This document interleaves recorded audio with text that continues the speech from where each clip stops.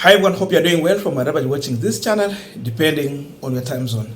Now, there's a sad story from Salama village in Kibaone region, Lamu County, whereby armed goons managed to invade a village, then kill 5 people.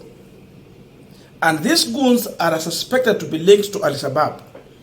They just go to a village, drag people out of their houses, torture them, tie them with a rope, then kill them. After that, then they set their house on fire and they disappear. So the sadness again is that the county commissioner, Luis Rono, said that he was aware of the attack, but he had no further details. It is so funny. If you read this story here, armed goons kill 5 and set home on fire in night raid. The goons, who were suspected to be linked to Al-Shabaab militia group, burnt down 2 houses during attack in what appeared to be a premeditated attack. The goons pulled out 5 residents from their houses in Salama village and they tortured them to death. Someone torture you to death. Now, according to police, the attackers raided the village, dragged out the victim from their houses, and tied them, their hands and legs with rope behind their back before executing them.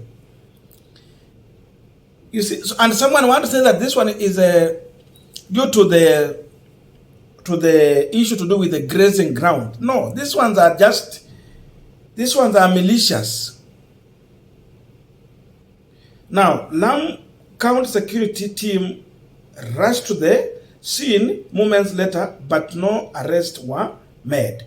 County Commissioner Luis Rono says he was aware of the attack at Salama village, but had no further details. That's now when the story became so interesting, that the county commissioner had a clue of what was going to happen, but then he said he had no more details. That's where we are.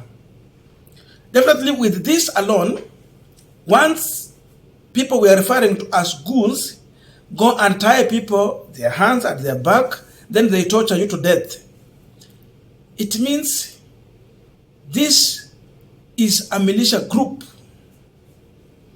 that's similar to Al-Shabaab. So possibility of these people being linked to Al-Shabaab is inevitable. We can conclude that there is possibility of Al-Shabaab now invading this country. They have found a way to start now coming back to Kenya. As we continue with this discussion, just a quick request for those who are watching and you are not subscribed, please consider subscribing. To our returning subscribers, I must say thank you so much. And again, to all our viewers, please give this video a thumbs up. Thank you so much, and back to this discussion.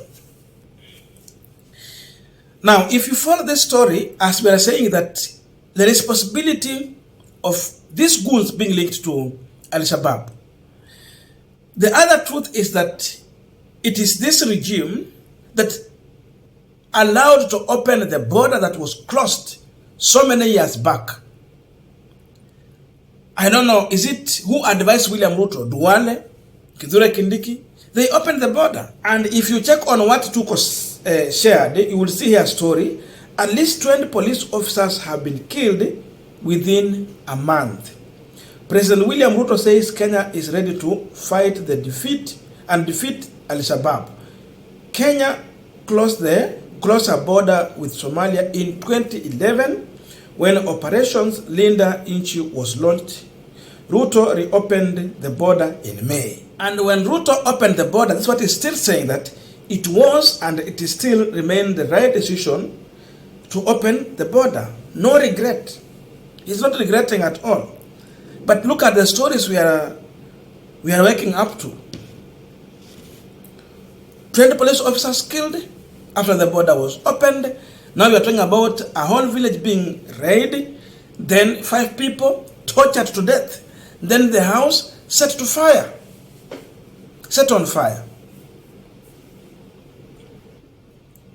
So this is how far we can go. But then The question I will also ask on this punchline, which is a very contradicting statement, the County Commission, he said he had some information about the raid. So the question is, what did he do with the little information or intelligence he had in terms of avoiding the attack? He's the County Commission. He had little knowledge. What did he do with that little knowledge to help these people? Because you can't just say that you are aware of someone and you did nothing. He should resign. Again, Duale at one point told Kenyan that, and he was threatening that he would name those people who were involved in Garissa University attack. So today now we are being told about the commissioner who is saying he had information. You see, it's the same thing to what Duale told him, threatened about, and up to date he never named anyone. That story is not different from what the commission is telling us. Now, when the media will pick up this issue of the attack, then the information will come out. I'm telling you, if the media will pick this story, they will bring out the details here. Then what will be next? You know, people like this County Commissioner Rono, people like Aden Duale, you would see Moses Kuria and Rigathi Gachagua. They are going to say media now is biased. It is Azimio. Just because they have brought out the details that they have refused to reveal up to now. So when they fail on their duty, then the media pick up. They now open another war with the media. So who is failing to do their work? And this is how Shakahola started, by the way. It is media who revealed this story. Then media was kicked out. And all manner of things were said. So where are we heading to in this country? And who should carry the blame of this kind of attack? Remember, people have lost their lives. Family have lost their beloved one. Someone has lost a father, a mother, a relative. Ruto took an oath of office to protect the borders of the country and its people. So Kithure Kindiki, where are you? Kazi yao ni kufanana na watu kama Pastor Ezekiel, who is blameless. Hao ndio wanakimbizana nao. But now they opened border, and by opening this border, they were exposing Kenyans to danger, but seemingly they did not have a plan on how to approach the impending danger. How did you then go to open the border if you do not have a plan on how you're going to deal with the Al-Shabaab who will have their way into this country? If you do not have a way on how to deal with this issue, why did you open the border? It means you are exposing Kenyans to danger. So tuko na Kithure Kindiki ako pale, CS for Interior, Aden Duale ako pale, CS for Defense.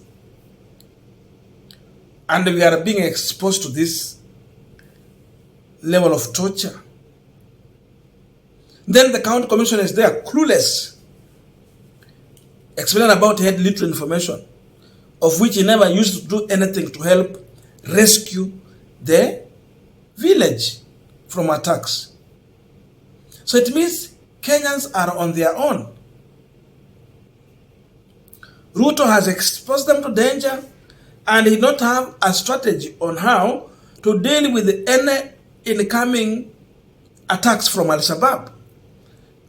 Because you can't open the border, then we are talking about 20 police officers who have died, now village in Lamu being invaded, people tortured to death, house set on fire, and the government is silent.